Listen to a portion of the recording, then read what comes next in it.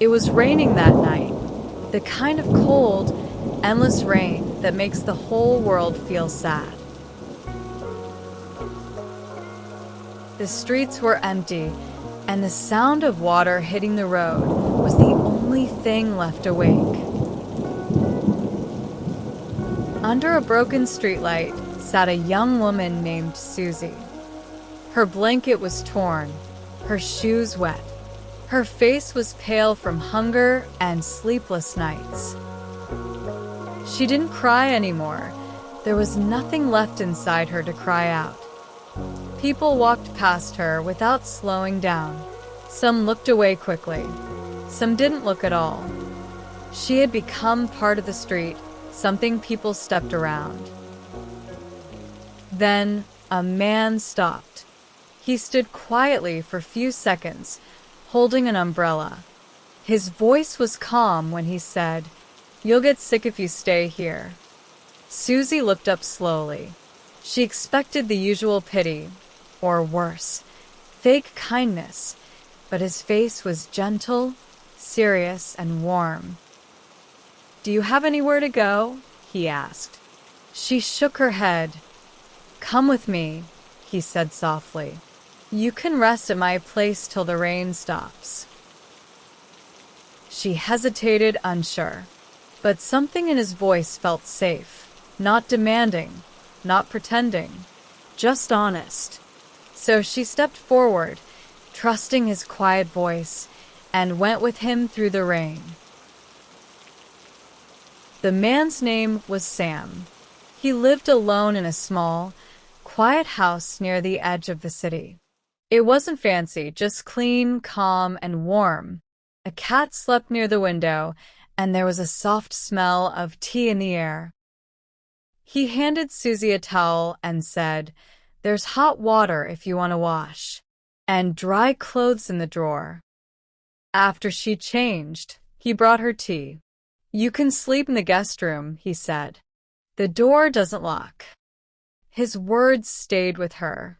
It had been so long since she'd felt this safe. That night, she lay on a real bed. The blanket was warm, and the rain outside sounded softer.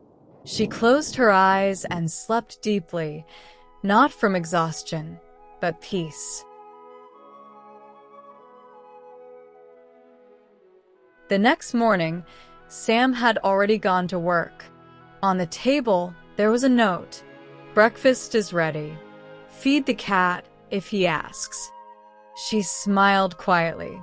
It felt strange to smile again.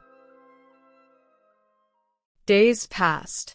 Sam worked during the day, and Susie stayed at home, cleaning, cooking, and reading old books she found on the shelf.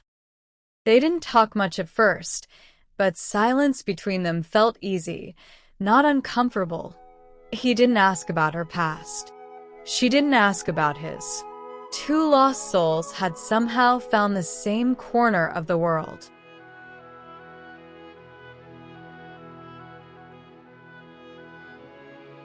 One day, Sam came home early and found her sitting by the window, painting on a piece of cardboard with an old brush. "You paint?" he asked. She nodded shyly. "I used to, before life got hard." The next day, he came back from work with brushes and paints. "Now you can start again," he said. That evening, she painted while he read. It became their quiet routine, both lost in their own worlds, but still together.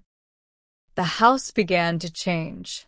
It felt warmer, brighter, and alive. Her laughter sometimes filled the rooms, soft but real. Sam would smile quietly when he heard it. As weeks turned into months, they grew close. Not as lovers, but as true friends, they shared small joys, morning tea, evening walks, silly jokes, peaceful silences. Sam taught her how to fix things in the house. Susie taught him how to notice beauty in small details. One evening, while they were sitting outside watching the sunset, Susie said softly.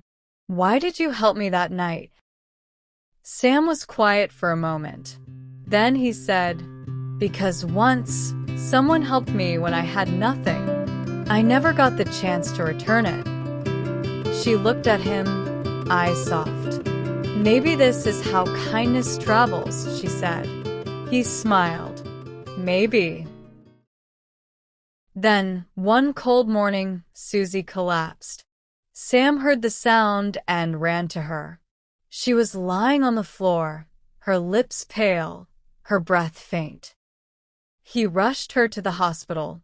The doctors ran tests. After a few hours, one of them came out and said, she's very sick. It's a blood disease. Without a donor, she won't make it. Sam's hands went cold. Test me, he said. 2 days later, the doctor returned. You're a match, he said, but it's risky. You might not survive. Sam didn't speak for a long time. He just nodded slowly. Do it. The next morning, Susie woke up and saw him sitting beside her bed. They found a donor, he said with a small smile. Her eyes lit up. That's wonderful. Who? He smiled again. Someone close. She laughed softly. You always know how to make me feel safe. Then my job's done, he said quietly. Before she was taken for surgery, he whispered, You're going to be fine, Susie. Promise me one thing. Keep living. Don't go back to the streets. Don't stop painting. Just live. She nodded. I promise.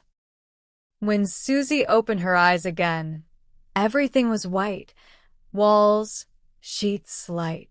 The doctor smiled and said, You're awake. The operation was a success. Her heart jumped. And Sam? He's resting, the doctor said quickly. You'll see him soon. Susie smiled weakly. Good, tell him I'm okay. She spent the next few weeks recovering. Each time she asked about Sam, the nurses said he was still sleeping, still healing. She believed them. She imagined walking into his room and seeing him smile again. When she was finally strong enough to walk, she asked to see him. The nurse didn't answer at first. Then she handed Susie an envelope. He wanted you to have this, she said softly. Susie's legs felt weak. She opened the envelope with trembling hands. Inside was a letter. Susie, if you're reading this, it means you're safe now. Don't cry for me. I made this choice because you showed me something I'd forgotten. How it feels to care. You gave me back my heart. Promise me you'll live a full life. Paint again. Laugh again. And whenever you feel peace, know that I'm there too. The paper blurred under her tears. She pressed it to her chest and whispered, You promised you'd be okay. Her voice broke. That night, she didn't sleep.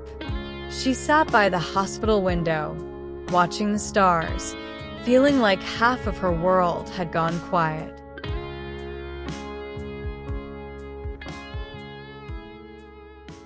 Weeks later, Susie went back to the house. Everything was still there, his books, his tools, his jacket on the chair. The air still carried the faint scent of tea and rain. The walls were still bright, still full of warmth. The world outside was moving again, but she stood there, lost in silence. Then she whispered, You gave me life, Sam, and now I'll live for both of us. Years later, Susie kept her promise. She opened a small art center for children who had no homes. She taught them to create, to dream, to believe that kindness still exists. She never told them about Sam in detail, just that once someone had saved her, and that kindness had changed everything. And every time she sat alone after class, the world quiet around her, she'd whisper. I hope you're proud of me.